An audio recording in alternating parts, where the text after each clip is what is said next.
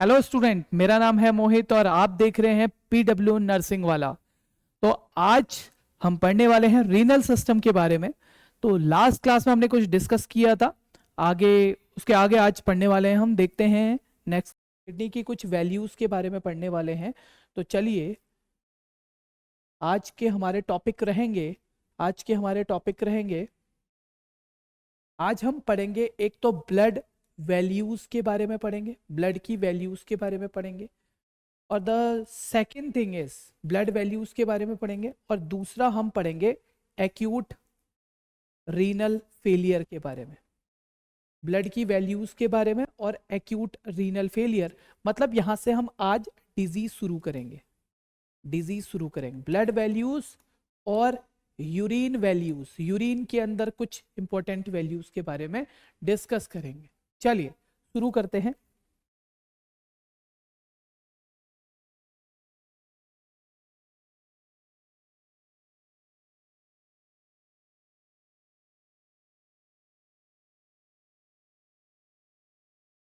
चलिए, तो हमने पहले से आपका समय बचे से स्लाइड प्रिपेयर की है। सबसे पहले हम डिस्कस करने वाले हैं ब्लड के अंदर कुछ वैल्यूज, जिनको मैं नाम दे सकते हैं ब्लड वैल्यूज।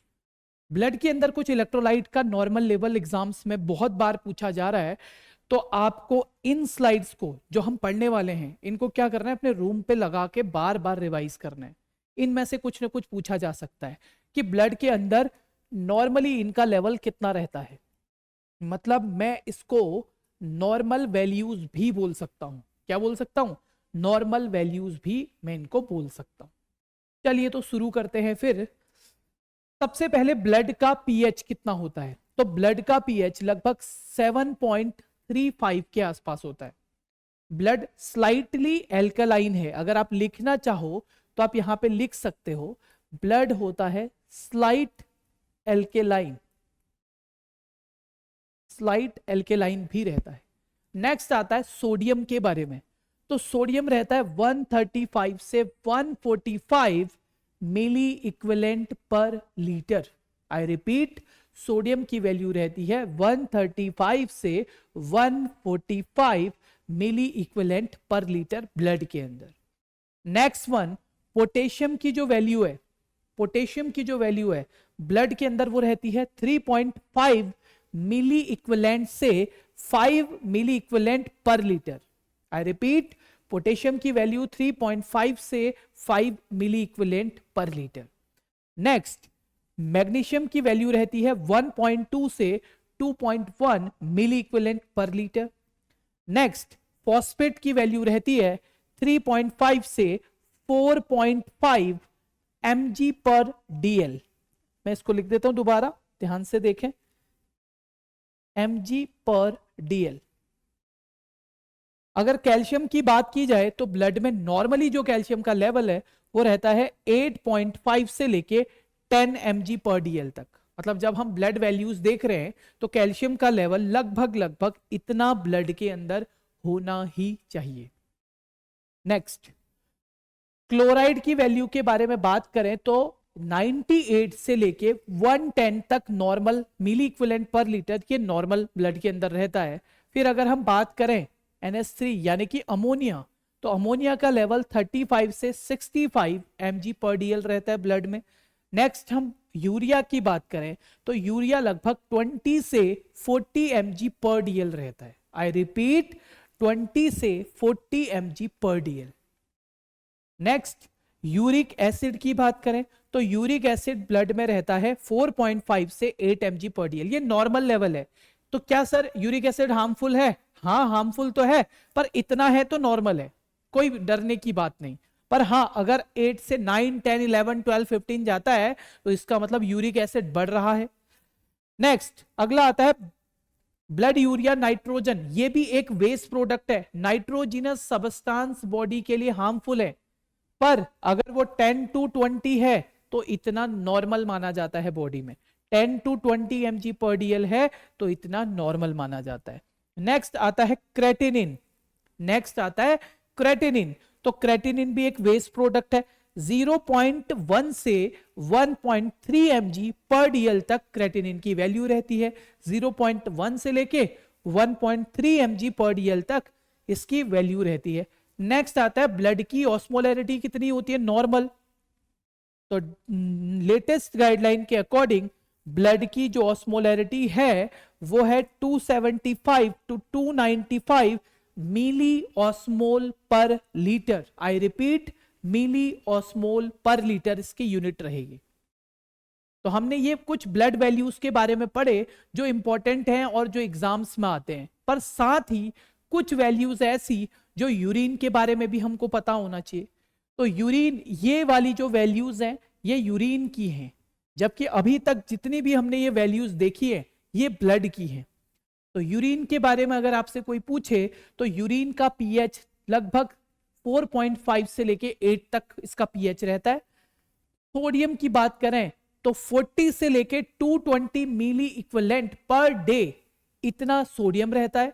पोटेशियम 25 से 125 मिली इक्विवेलेंट पर डे इतना रहता है। Urea 12 to 20 gram per day इतना रहता है यूरिन में। और यूरिक एसिड 250 से 750 mg पर डे इतना यूरिन में नॉर्मल है, या यूरिन से एक्सक्रीट होता है, हम ये कह सकते हैं। तो ये थी कुछ ब्लड वैल्यूज और यूरिन वैल्यूज। क्या थी ये? ब्लड वैल्यूज और यूरिन वैल्यूज। तो आपको ये बात याद रखनी है ब्लड वैल्यूज और यूरिन वैल्यूज के बारे में। चलिए, अब टॉपिक स्टार्ट करने से पहले कुछ बातें और। हमने एनाटमी पूरी की पूरी देखी। एनाटमी में हमने किडनी का स्ट्रक्चर देखा।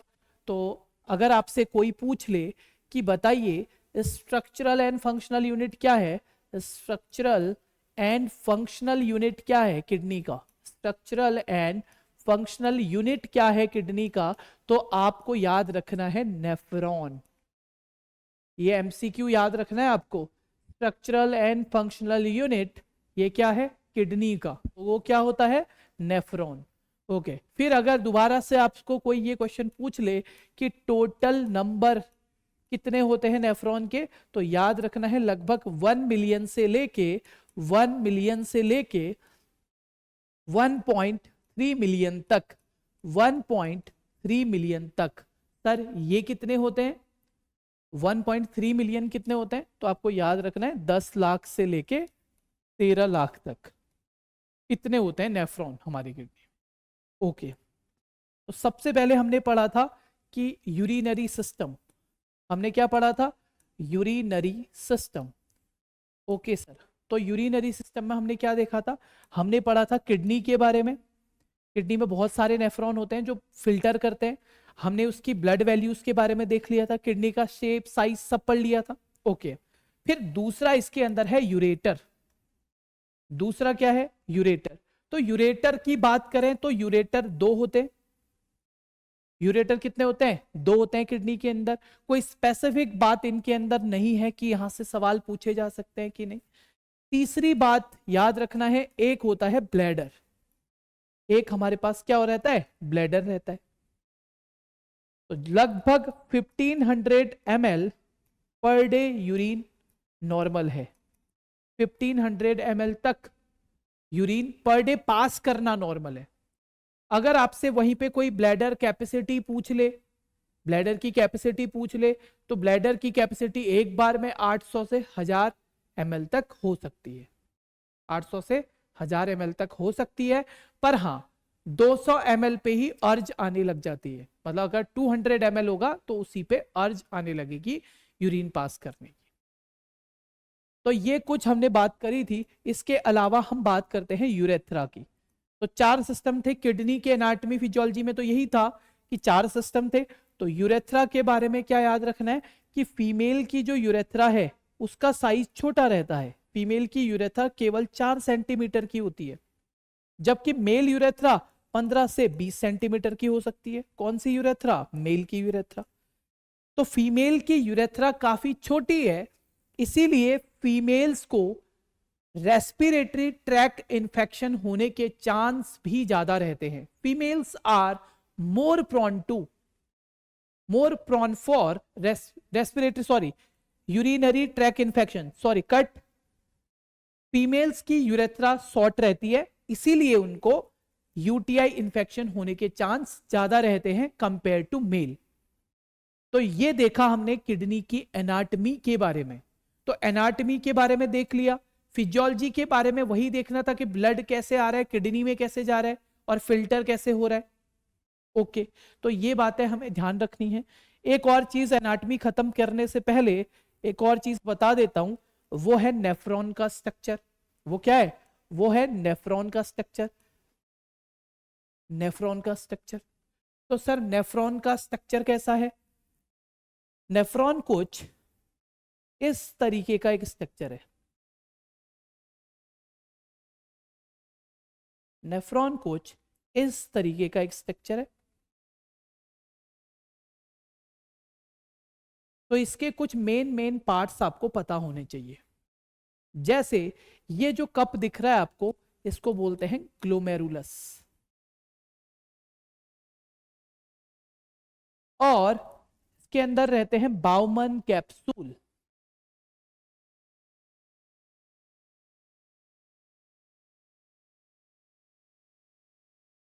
इससे ट्यूब्स कनेक्टेड रहती हैं। ये क्या रहती हैं इससे कनेक्टेड? ट्यूब्स। ये पहली ट्यूब है, इस ट्यूब को बोलते हैं प्रॉक्सिमल कन्वोलेटेड ट्यूब्यूल्स। ये जो नीचे की तरफ ये वाली दिख रही है, इसको बोला जाता है लूप ऑफ हेनेल। और ये दूसरी तरफ जो दिख रही है, ये दूर है, इसीलिए इसको बोला जाता है डिस्टल कन्वोलेटेड ट्यूब्यूल्स। और द लास्ट वन इज, इसको बोला जाता है कलेक्टिंग डक्ट। इसको बोला जाता है कलेक्टिंग डक्ट। तो पहले वाले पार्ट में यहां पे ही हमारा सोडियम पोटेशियम वगैरह अब्सॉर्ब होता है। हाँ, लूप ऑफ हेनेल और डीसीटी में भी सोडियम अब्सॉर्ब होता है। पर सबसे ज्यादा अगर आपसे कोई पूछे कि 100% ग्लूकोज कहां पे अब्सॉर्ब होता है, तो पीसीटी में। मतलब ग्लूकोज कभी नीचे नहीं जाता। ग्लूकोज कभी भी ये लूप ऑफ हेनेल और डीसीटी तक तो पहुंचता ही नहीं, क्योंकि सारा का सारा अब्सॉर्ब कौन कर लेती है? ये पीसीटी वाली पार्ट, ये पीसीटी वाला पार्ट इसको अब्सॉर्ब कर लेता है। ऐसे ही सर कलेक्टिंग डक्ट में ज्यादातर क्या अब्सॉर्ब होता है? तो कलेक्टिंग डक्ट में ज्यादातर वाटर अब्सॉर्ब होता है और थोड़ा बहुत सोडियम भी अब्सॉर्ब होता है। तो ये नेफ्रॉन का स्ट्रक्चर है। नेफ्रॉन में जो ब्लड सप्लाई लाने वाली आर्टरियोल है, उसको हम बोलते हैं एफरेंट आर्टरियोल। एफरेंट आर्टरियोल। और यहां से ये छोटी छोटी ट्यूब्स में ऐसे कैपिलरीज में ऐसे टूटती है, और फिर फिल्टर होने के बाद यहां से जो निकलती है, इसको बोलते हैं दोस्तों इफरेंट आर्टरियोल। तो ऐसे याद रख सकते हैं, आने वाला पहले ए आता है, तो ए से ब्लड सप्लाई यहां आती है, यहां पे फिल्टर होता है, और ई का मतलब होता है एग्जिट। तो एग्जिट का मतलब निकलना। तो जिससे ब्लड सप्लाई जा रहा है बॉडी में, वो तो इफरेंट आर्टरियोल है। और जहां से आ रहा है, ए फॉर आना और ई फॉर एग्जिट करना। तो एफरेंट आर्टरियोल लाती है नेफ्रॉन में ब्लड, और यहां से फिल्टर ब्लड या डीऑक्सीजनेटेड ब्लड या ऑक्सीजनेटेड ब्लड बॉडी में वापस जाता है फिल्टर होके। उसको बोलते हैं इफरेंट आर्टरियोल। तो ये था नेफ्रॉन का स्ट्रक्चर। अब हम मेनली देखने वाले हैं नेक्स्ट, हमने बोला था हम एक टॉपिक शुरू करेंगे जिसका नाम होगा एक्यूट रीनल फेलियर। जिसका नाम है एक्यूट रीनल फेलियर। जिसका नाम होगा एक्यूट रीनल फेलियर।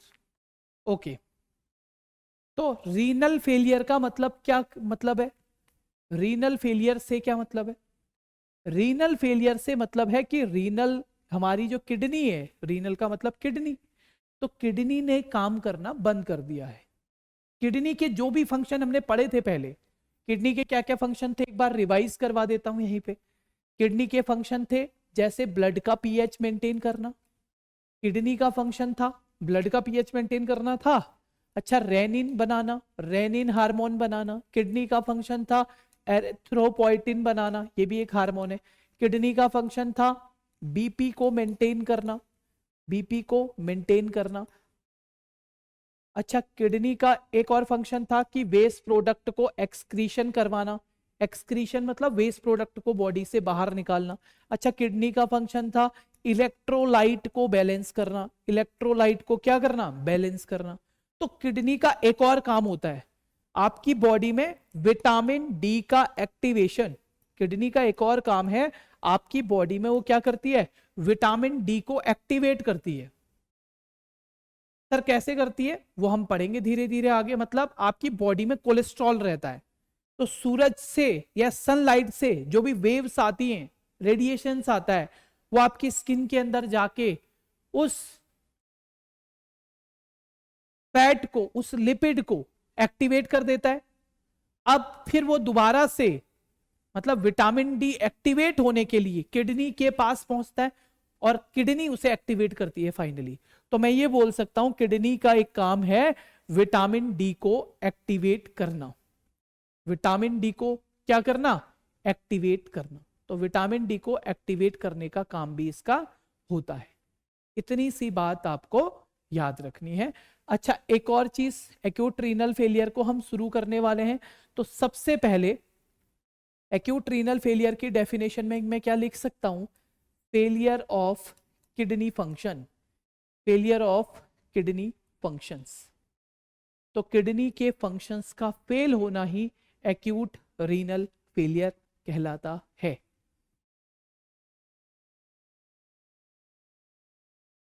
तो हम जैसे कि बात कर रहे थे एक्यूट किडनी फेलियर की, तो एक्यूट किडनी फेलियर में क्या होता है, किडनी अपने फंक्शंस करना छोड़ देती है या किडनी अपने फंक्शंस नहीं कर पाती। किडनी के फंक्शंस ये होते हैं, तो इनमें कहीं ना कहीं अल्टरेशन आ जाएगा। लेकिन एक्यूट वर्ड है, तो एक्यूट वर्ड का मतलब क्या है, अगर आपके किडनी के function sudden loss of function, kidney के जो फंक्शंस हैं वो सडनली लॉस हो रहे हैं, अचानक से लॉस हो जा रहे हैं, लेस देन 6 वीक में, 6 वीक से भी कम समय में किडनी के फंक्शन अगर लॉस हो रहे हैं, तो इसका मतलब इसे बोला जाएगा एक्यूट किडनी फेलियर। पर अच्छी बात क्या है कि ये एक्यूट किडनी फेलियर ना रिवर्सिबल होता है। सर रिवर्सिबल का मतलब इसे ठीक किया जा सकता है। तो एक्यूट किडनी फेलियर एक ऐसी कंडीशन है जिसमें किडनी अपने फंक्शंस अचानक से बंद कर देती है, पर इस कंडीशन को रिवर्स किया जा सकता है, यानी कि पुरानी वाली स्टेज में किडनी को लाया जा सकता है। ओके, तो सर कौन कौन सी चीजें हैं ऐसी किडनी फेलियर की, कौन कौन सी ऐसी चीजें हैं एक्यूट किडनी फेलियर की जो हमें देखने को मिलेंगी इसके साथ में। सबसे मेन चीज जो इसका साइन है कैरेक्टराइज विद, वो है ओलिगयूरिया। ओलिगयूरिया, ओलिगयूरिया साइन है। ओलिगयूरिया का मतलब आपने देखा होगा, ओलिगयूरिया का आपने देखा होगा कि एक अनयूरिया होता है, अगर 50 ml से भी कम हो गया, अगर 400 ml से कम अगर यूरिन का फॉर्मेशन हो रहा है पर डे, तो इसका मतलब ओलिगयूरिया देखने को मिलेगा। एक दूसरा टर्म इसके साथ देखने को मिलता है, उसको बोलते हैं अजोटीमिया। अजोटीमिया, सर ये अजोटीमिया क्या है, मैं दोबारा लिख रहा हूं, अजोटीमिया। अजोटीमिया क्या है कि आपकी बॉडी में वेस्ट प्रोडक्ट तो जमा हो रहे हैं, वेस्ट प्रोडक्ट का accumulation of waste product in the body, but without sign and symptoms. आपको कोई साइन एंड सिम्टम नहीं आ रहे उनके, वेस्ट प्रोडक्ट तो इकट्ठा हो रहे हैं आपकी बॉडी में, पर आपको कोई साइन एंड सिम्टम नहीं आ रहे। इसके अलावा अजोटीमिया देखने को मिलेगा, ओलिगयूरिया देखने को मिलेगा। इसके अलावा एक और चीज आपको याद रखनी है, उसको बोलते हैं यूरेमिया। तो सर यूरेमिया क्या है, एक्चुअली इन दोनों में बस डिफरेंस इतना है, इसमें भी नाइट्रोजिनस वेस्ट आपकी बॉडी में अक्यूमुलेट होते हैं और यूरेमिया में भी accumulation of waste product, but with sign and symptom. यहां विदाउट साइन एंड सिम्टम, अगर बॉडी में वेस्ट प्रोडक्ट इकट्ठा है पर साइन एंड सिम्टम नहीं दिख रहे तो अजोटीमिया, बॉडी में साइन एंड सिम्टम दिख रहे हैं वेस्ट प्रोडक्ट की वजह से तो यूरेमिया। तो यूरेमिया और अजोटीमिया ये आपको याद रखना है कि ये मेनली 3 सिम्टम्स देखने को आपको मिलेंगे। ओके, तो इतनी सी बात याद रखनी है। अब अगली बात आती है कॉज कि बताइए क्या कारण है, क्या कॉज होगा। तो मेनली एक्यूट किडनी फेलियर के कारण हो सकते हैं 3 कारण। कौन कौन से सर? एक हो सकता है pre renal cause, pre renal cause, एक हो सकता है प्री रीनल कॉज, एक हो सकता है इंट्रा रीनल कॉज, और एक हो सकता है post renal cause, post renal वाला कॉज। 3 कारण हो सकते हैं, एक तो pre renal cause, intra renal cause, और नेक्स्ट हो सकता है पोस्ट रीनल कॉज। ठीक है सर, प्री रीनल कॉज क्या है?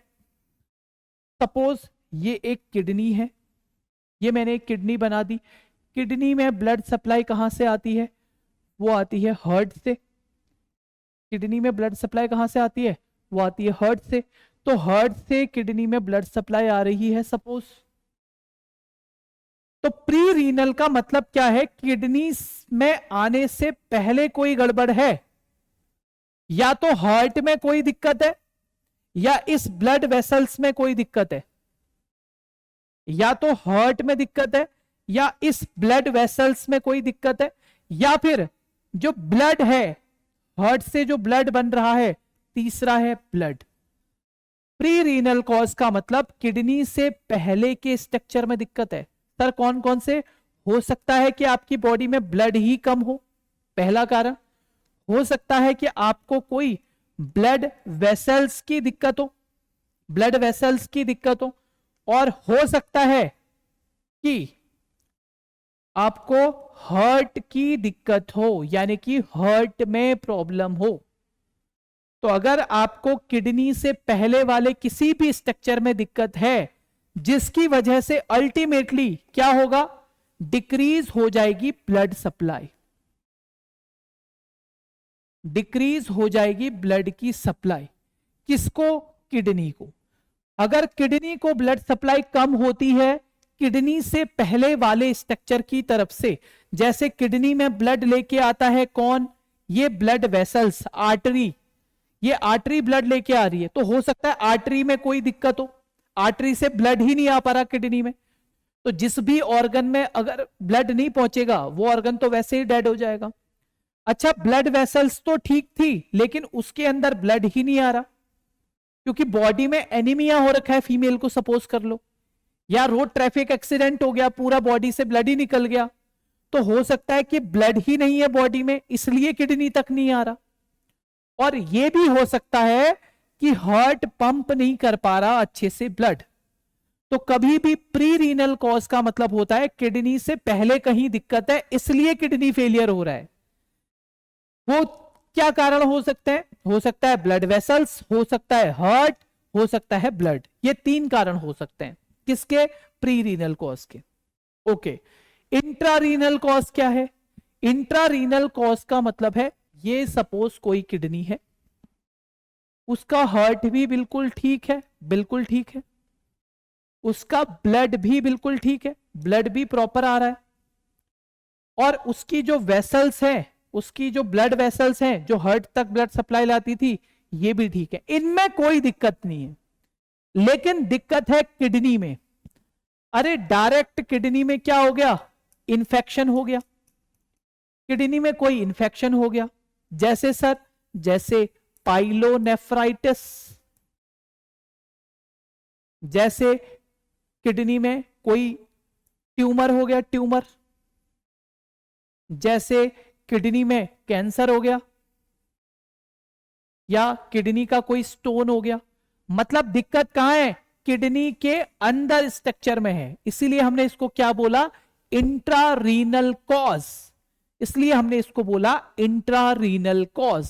नेक्स्ट आता है पोस्ट रीनल कॉज। तो सर पोस्ट रीनल कॉज में क्या आएगा? पोस्ट रीनल कॉज में क्या आएगा?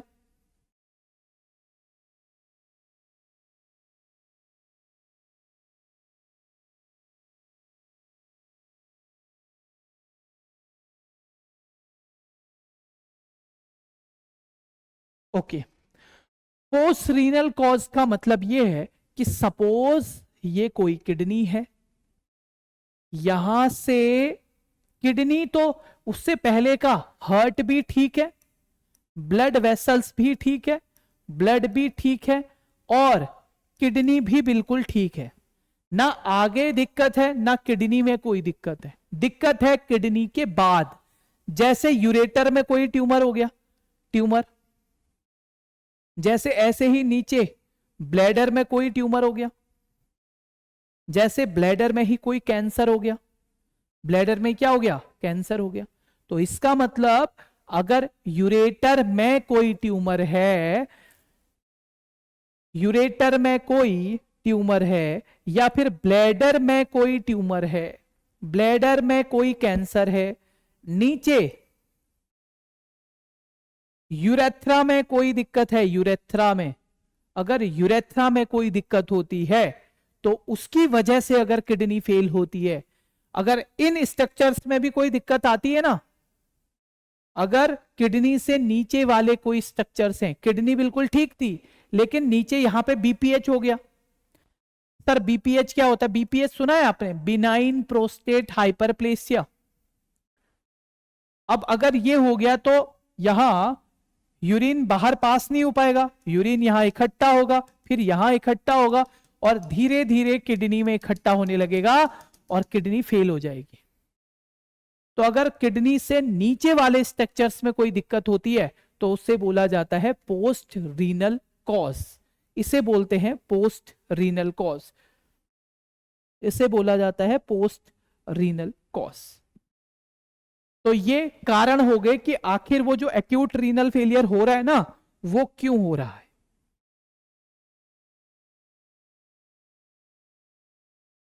ओके, तो ये हो गए हमारे रीनल कॉज। अब आपसे पूछा जाएगा कि सर जब रीनल फेल होती है तो क्या इसके कुछ फेज होते हैं? हाँ जी, सबसे पहला फेज होता है इनिशियल फेज। सबसे पहला फेज कौन सा है? इनिशियल फेज है। इनिशियल फेज क्या होता है सर? किसी भी कारण से आपकी किडनी में सबसे पहले क्या होता है? डैमेज होता है। तो किडनी में डैमेज होना ही इनिशियल फेज कहलाता है। बस किडनी में डैमेज होना ही क्या कहलाता है? Initial phase.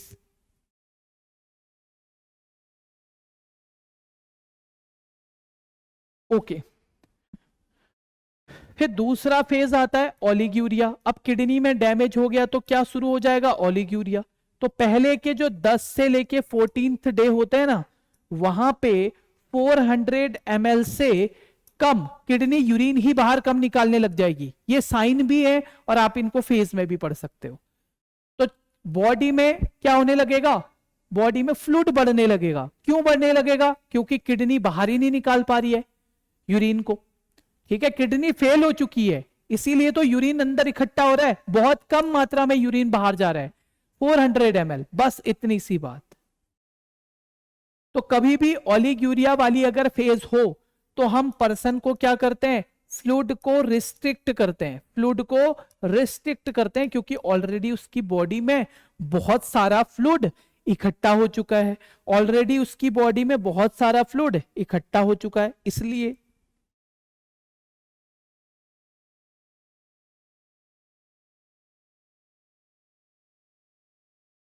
फिर उसके बाद तीसरी फेज आती है जिसको बोला जाता है डायूरेटिक फेज।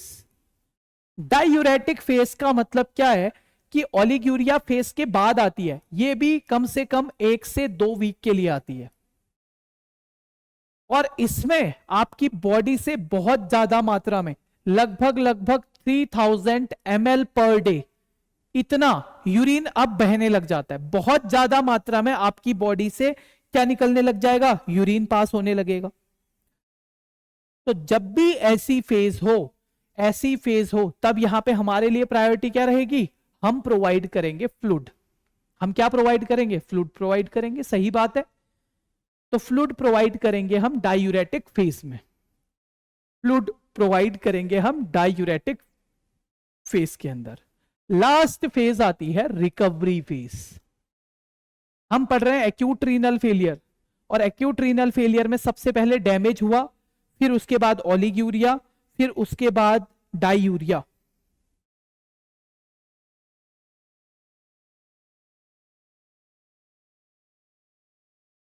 ओके, डाईयूरिया के बाद रिकवरी फेज आती है। रिकवरी वैसे तो 6 मंथ के बाद से स्टार्ट हो जाती है। आफ्टर 6 मंथ के बाद धीरे धीरे किडनी ठीक होने लग जाती है जब हम ट्रीटमेंट करते हैं, लेकिन इसको 1 to 2 years तक लग सकते हैं। अप टू 1 to 2 years तक का रिकवरी में टाइम लग जाता है। हाँ, एक और बात बता दूं कि 100% रिकवरी कभी भी पॉसिबल नहीं है, नॉट पॉसिबल। मैं लिख देता हूं, 100% रिकवरी नॉट पॉसिबल। अगर आप ये चाहोगे कि रिकवरी हो जाए, किडनी जैसे थी पहले सिंपल वैसे ही हो जाए, तो ऐसा कभी नहीं हो सकता। क्योंकि किडनी ठीक तो हो जाती है, पर जो जीएफआर रेट है ना, जीएफआर रेट वो जीएफआर रेट डिक्रीज हो जाता है, नॉर्मल से 1 to 3% तक डिक्रीज हो जाता है। 1 से लेके 3% तक कम हो जाता है। इसको बोलते हैं हम रिकवरी फेज। तो 4 फेज इसके अंदर हमने देखे। पहला फेज है इनिशियल फेज, जिसमें किडनी डैमेज हो जाती है। ओलिगूरिया फेज में यूरिन का आउटफ्लो कम हो जाता है। डायूरेटिक फेज में बहुत ज्यादा यूरिन फॉर्म हो जाता है, तो वहां पे हम ट्रीटमेंट में एज ए ट्रीटमेंट हम फ्लूइड देते हैं। और रिकवरी फेज 6 महीने के बाद से शुरू हो जाता है, पर पूरी रिकवरी होने में 1 से 2 साल का समय लगता है। रिकवरी 100% कभी भी नहीं होती। जीएफआर रेट 1 से 3% तक कम हो जाता है। जीएफआर रेट 1 से 3% तक कम हो जाता है। तो ये बात हमको याद रखनी है, जीएफआर रेट। क्या इतनी बात क्लियर है?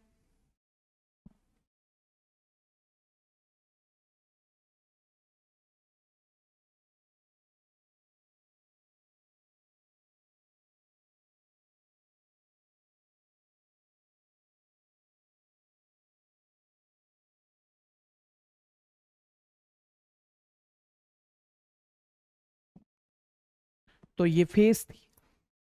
अब बात करते हैं डायग्नोस्टिक टेस्ट की। अब बात करते हैं एक्यूट रीनल फेलियर के डायग्नोस्टिक टेस्ट की। तो सर डायग्नोस्टिक टेस्ट क्या क्या करेंगे? एक्चुअली हम करते तो सारा ही है। हम यूरिन आउटपुट देखते हैं, यूरिन आउटपुट कितना आ रहा है, यूरिन आउटपुट चेक करते हैं सारा का सारा, कितना यूरिन आउटपुट है। क्लियर? यूरिन आउटपुट के बाद हमारा जो गोल्ड स्टैंडर्ड टेस्ट है, गोल्ड स्टैंडर्ड टेस्ट, अगर किडनी फेलियर होता है या कोई भी ऐसी दिक्कत आती है तो उसके लिए गोल्ड स्टैंडर्ड टेस्ट होता है creatinine clearance rate. Creatinine clearance rate check करते हैं हम, क्रेटिनिन क्लियरेंस रेट। अगर ये नहीं दिया है, पहली प्रायोरिटी तो यही जाएगा। अगर ये नहीं दिया है तो आप सीरम क्रेटिनिन वैल्यू भी चेक कर सकते हैं, मतलब ब्लड में सीरम वैल्यू ऑफ क्रेटिनिन ये भी चेक कर सकते हैं, पर ये ऑप्शन रहेगा सेकेंड वन। ठीक है, उसके अलावा हम एक्सरे कर सकते हैं, हम अल्ट्रासोनोग्राफी कर सकते हैं। उस अल्ट्रासोनोग्राफी या एक्सरे में KUB यानी कि किडनी यूरेटर ब्लैडर, इन तीनों का एक्सरे अल्ट्रासाउंड कर सकते हैं KUB। इसके अलावा हम रीनल फंक्शन टेस्ट कर सकते हैं, renal function test, CT scan, MRI, जितनी भी चीजें हैं उन सबको यहाँ पे चेक किया जाता है कि आखिर एक्यूट रीनल फेलियर का क्या कारण है। ओके, तो इतनी सी बात हो गई है, डायग्नोस्टिक टेस्ट हो गया। डायग्नोस्टिक टेस्ट के बाद द लास्ट वन हम जो पढ़ने वाले हैं वो है मैनेजमेंट। अब अगर एक्यूट रीनल फेलियर किसी को हुआ है तो हमारी उसके लिए क्या प्रायोरिटीज बनती हैं?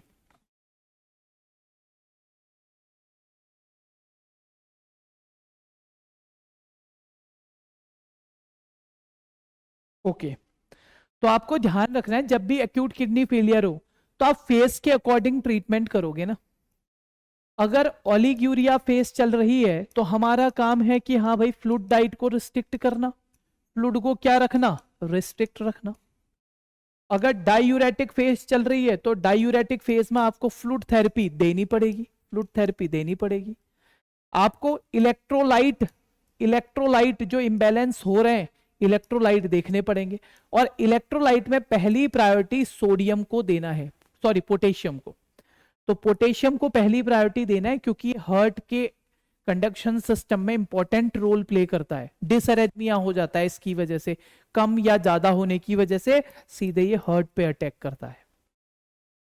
इसके अलावा एक्यूट रीनल फेलियर के जो भी कॉज हैं, उन कॉज को अगर आपने ट्रीट किया तो एक्यूट रीनल फेलियर ट्रीट हो सकता है। मैनेजमेंट में इसका फ्लूइड या फिर जो भी कॉज आपके हैं उनको ठीक करना है, और इसके अलावा अगर